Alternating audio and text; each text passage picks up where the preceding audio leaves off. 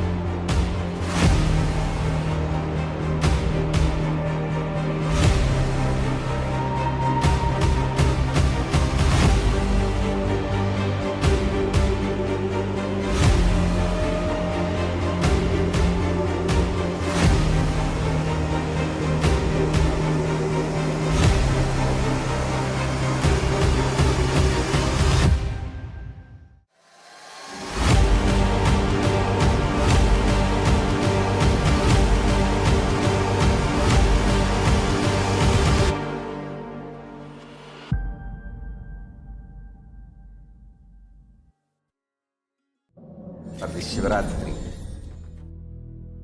meditate on this light, intense light, which makes you feel very pleasant in the body, and that heat which is very pleasant. And I tell you, when you meditate on this light and this heat pleasant, you just lose sleep on that Shivaratri night. You become awake. That is what is the real context of not sleeping on that night.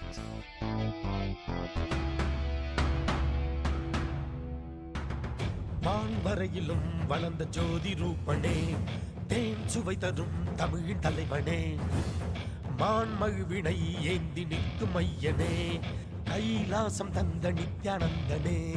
Nithyanandam Nithyanandam அண்ணாமலையே சிவரூபமாய் வீற்றிருக்கும் குரு நித்யானந்தமே நித்யானந்தம் நித்யானந்தம் அண்ணாமலையே சிவரூபமாய் வீற்றிருக்கும் குரு நித்யானந்தமே நித்யானந்தம் நித்யானந்தம் அண்ணாமலையே சிவரூபமாய் வீற்றிருக்கும் குரு நித்யானந்தமே நித்யானந்தம் நித்யானந்தம் அண்ணாமலையே சிவரூபமாய் வீற்றிருக்கும் குரு நித்யானந்தமே.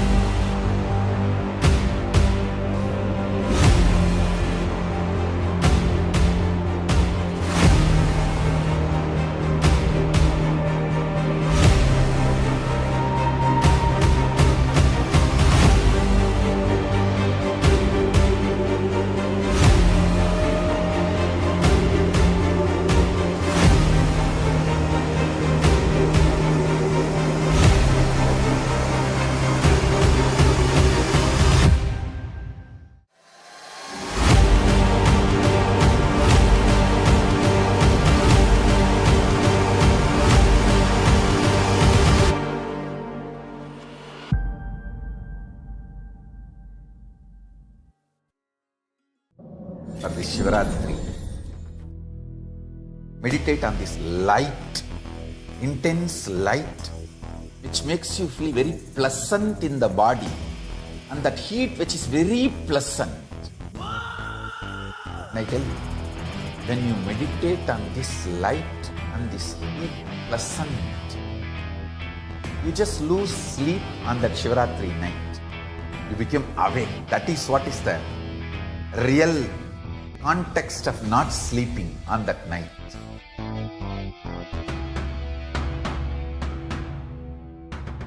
மான் வரையிலும் வளர்ந்த ஜோதி ரூபனே, தேன் சுவை தரும் தமிழின் தலைவனே, மான் மகிழ்வினை ஏந்தி நிற்கும் ஐயனே, கைலாசம் தந்த நித்யானந்தனே. நித்யானந்தம் நித்யானந்தம் அண்ணாமலையே சிவரூபமாய் வீற்றிருக்கும் குரு நித்யானந்தமே. நித்யானந்தம் நித்யானந்தம் அண்ணாமலையே சிவரூபமாய் வீற்றிருக்கும் குரு நித்யானந்தமே. நித்யானந்தம் நித்யானந்தம் அண்ணாமலையே சிவரூபமாய் வீற்றிருக்கும் குரு நித்யானந்தமே. நித்யானந்தம் நித்யானந்தம் அண்ணாமலையே சிவரூபமாய் வீற்றிருக்கும் குரு நித்யானந்தமே.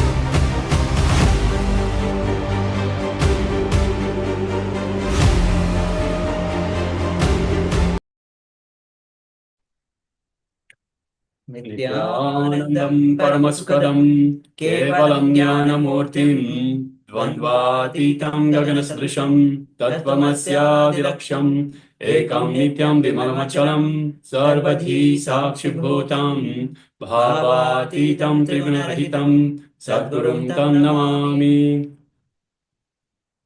Yes, welcome all of you. Welcome, Nityanandam. We just had the powerful yoga where you had various asanas, even the difficult postures. So understand that Swami has given this yoga, Nityananda Yoga, as a gift to the humanity. Swami says he has given the essence of millions of yogic scripture as Nityananda Yoga to prepare your physiology to receive that superconscious energy. That's why do not miss yoga even a single day. Every single day perform the Nityananda Yoga, and not only you perform, but create ecosystem, reach out to friends, reach out to families, reach out to any other people and enrich them about yoga, the benefit of yoga, what is the importance. Not only it, of course, it brings the physical health, it brings the flexibility, it brings stamina in the body. The moment you start doing yoga, so much of disease which could capture you, which could attack you. Just by doing yoga, you get rid of those diseases, even the mental and physical both. So, but apart from that, these are just the side effect of the yoga. To prepare your body to receive that superconscious energy is the goal of performing the yoga. Yes, and of course, yoga actually means union. So it's union of body, mind, and soul. So it is very important for the entire being, not just for the body itself. And of course, we do see the benefits of the body, and in quite a short time as well. So even though you might practice it just for a few days in a row, you will start seeing the benefits. You will start feeling better, fresher. You will feel invigorated. So the benefits are very quick to show themselves. And of course, it is important to share those benefits with others, to enrich others, to say, hey, look, this is how I'm feeling just after doing a few days of yoga. You should do it too. You should really enrich others as well to get into this alignment of body, mind, and soul. Yes. And so just after yoga, this is the right time when we start manifesting the powers of Paramashivoham. So before that, we'd like to welcome, we have Richard, Nityananda Richard here. Yes, Nityananda, welcome. We have Ling Du, Nityanandam, Yes, Nityananda. and all the participants on YouTube and other social media platforms. Welcome all of you on this journey on the glimpses of Paramashivoham. Swami has designed this program itself to give you the full transformation. Swami says 21 days is required to rebuild or change the software and put the right software into you. At your biomemory, at your muscle memory, give you the breakthrough. 21 days, that's why you'll throughout the Paramashivoham sessions, you will have the powerful cognitions revealed by Swamiji. You'll be having yoga, you'll be having the power manifestation to the powerful cognition that Swamiji gives when you internalize that through the internalization exercise, what is happening in your life. When you internalize into your life, and then the powerful clicks that gets clicked with you, it manifests as a power manifestation. When you break one pattern within you, you manifest as outside as powers, and in the same way, it breaks one pattern within you. So that's why you cannot leave one part aside and go for only one that part.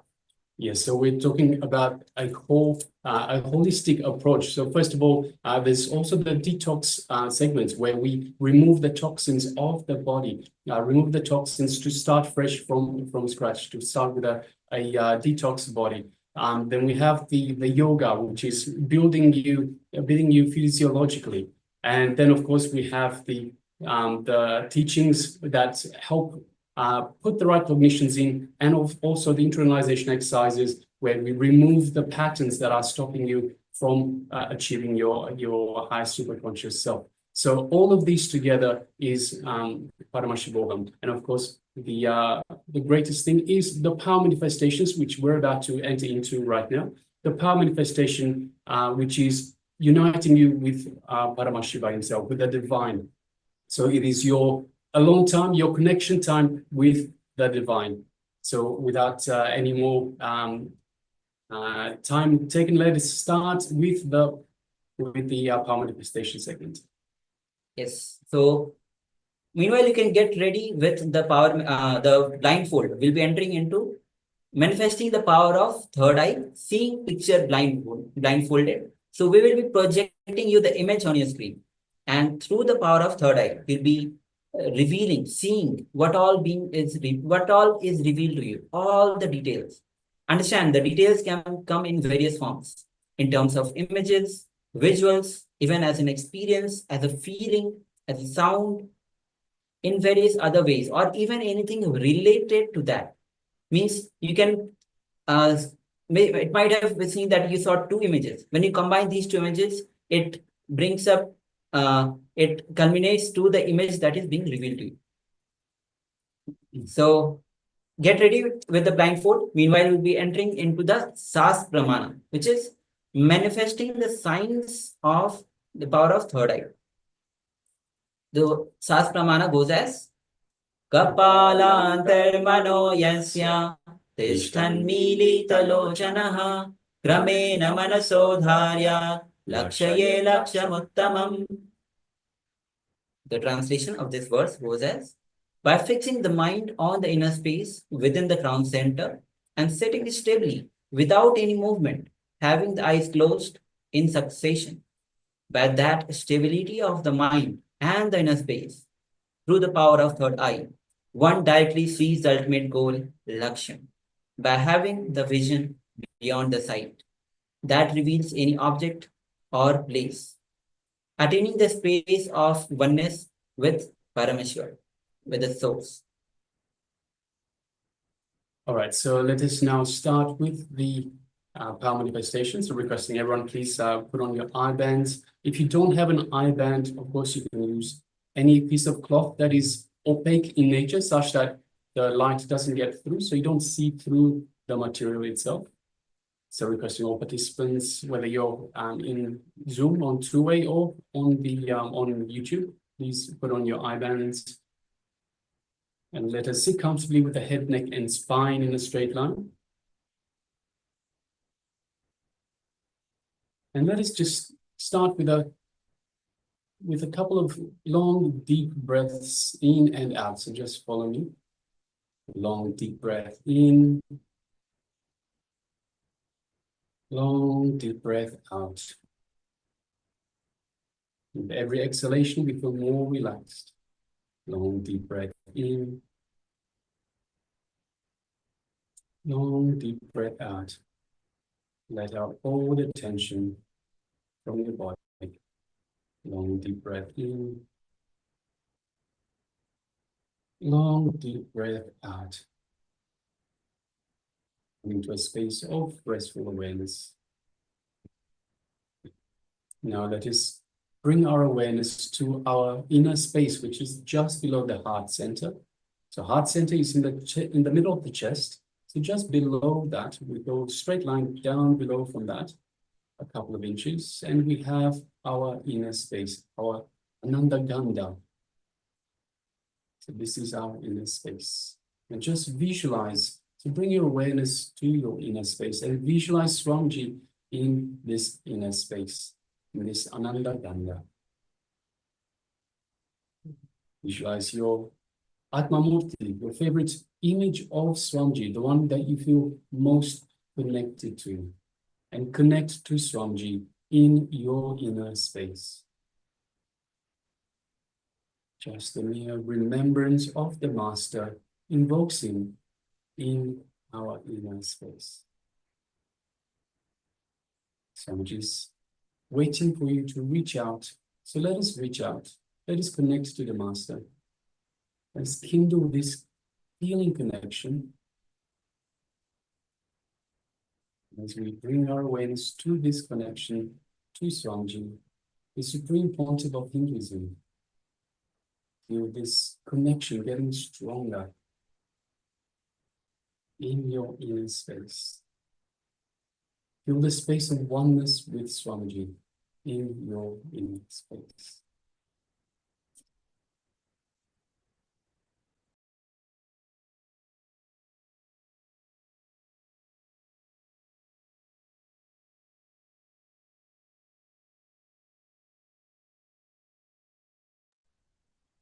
Now let us bring our awareness to the third eye and start chanting the Mahavakya. Om Nityananda Paramashivoham. Om Nityananda Paramashivoham. Om Nityananda Paramashivoham. Yes, and continue chanting this Mahavakya, and from the space of oneness with Swamiji, let us start manifesting this power of the third eye vision, seeing image blindfolded. The image is being displayed for you now. Let's begin. Paramashivoham.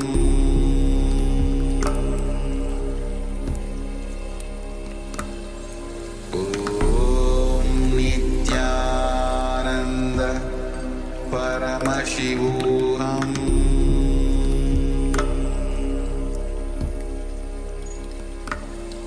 Om Nityananda Paramashivoham.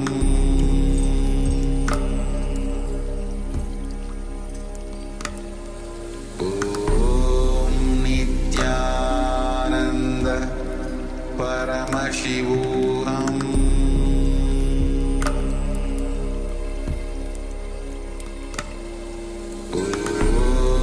Nityananda Paramashivoham.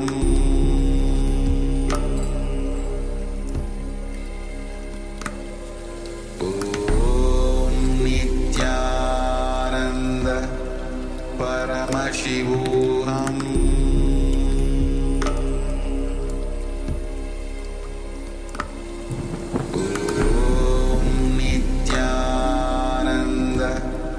Paramashivoham. Paramashivoham.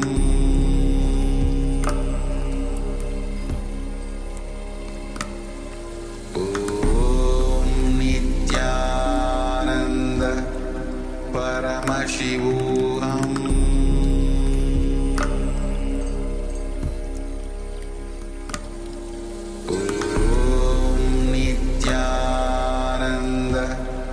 Paramashivoham.